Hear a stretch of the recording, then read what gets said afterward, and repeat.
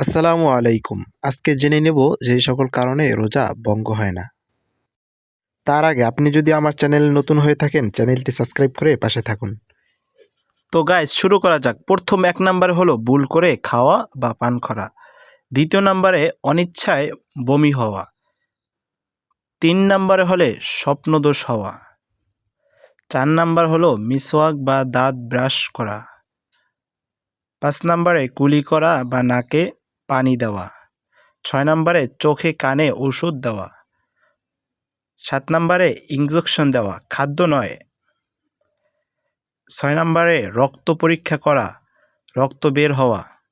৯ নাম্বারে আতর বা সুগন্ধি ব্যবহার করা। ১০ নাম্বারে গোসল করা। ১১ নাম্বারে শরীরের তেল বা লোশন ব্যবহার করা।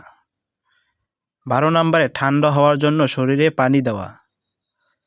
১৪ নাম্বারে স্ত্রীকে চুম্বন করা বীর্যপাত না হলে।